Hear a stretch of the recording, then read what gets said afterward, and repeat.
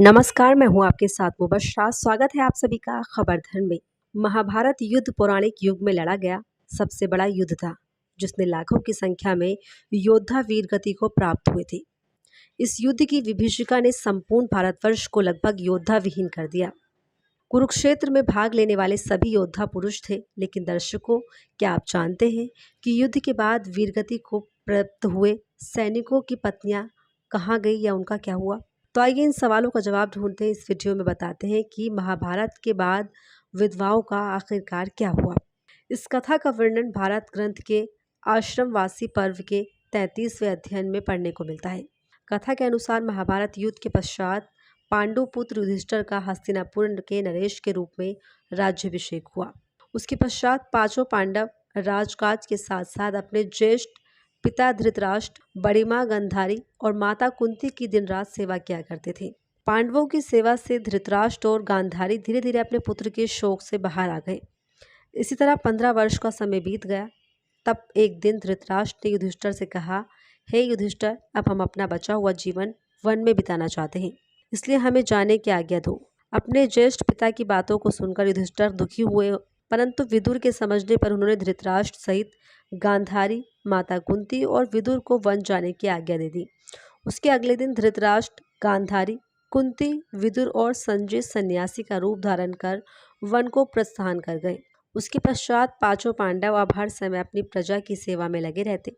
पांडवों की सेवा में हस्तिनापुर की प्रजा तो खुशहाल हुई, लेकिन अपने युद्ध में विधवा हुई स्त्रियों के शोक में अक्सर रोया करती थी।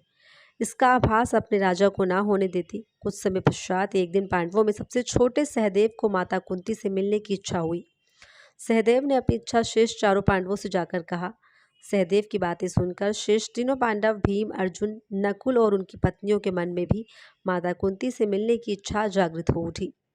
ये देख हस्तिनापुर नरेश युधिष्ठिर में वन जाने के लिए आवश्यक तैयारियां करने का आदेश दे दिया। अगले दिन पांचों पांडव द्रौपदी के साथ वन की ओर चल पड़े। ये देख हस्तिनापुर की निवासी भी उनके साथ देख खड़े हो गए।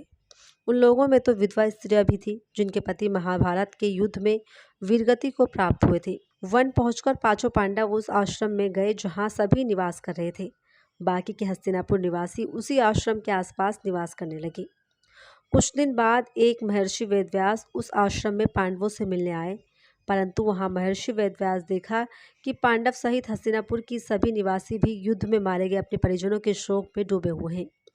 ये देख महर्षि वेदव्यास ने सभी से कहा कि आप लोग युद्ध में वीरगति को प्राप्त हुए अपने परिजनों पर मत रोइए। ये सभी स्वर्ग या फिर दूसरे लोकों में सुखी पूर्वक निवास कर रहे हैं। वो सभी अपने अपने लोकों में अति प्रसन्न हैं, परंतु महर्षि वेदव्यास के इन कथनों से भी उन लोगों का शोक दूर नहीं हुआ।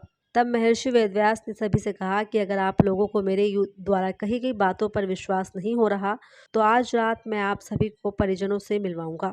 ये सुन पांडवों सहित सभी के चेहरों पर हल्की मुस्कान उभर आई। जिस आश्रम के आसपास सभी निवास कर रहे थे वो गंगा नदी के तट पर स्थित था। शाम को सूर्यास्त होने से पहले महर्षि वेदव्यास सभी को लेकर गंगा के तट पर पहुंचे। फिर सूर्यास्त के बाद उन्होंने अपने तपोबल से महाभारत युद्ध से में मारे गए सभी योद्धाओं का आह्वान किया। महर्षि के आह्वान से सभी योद्धा एक बार फिर गंगा जल से बाहर निकलने लगे। अपने मृत परिजनों को देखकर सभी लोग काफी खुश हो गए।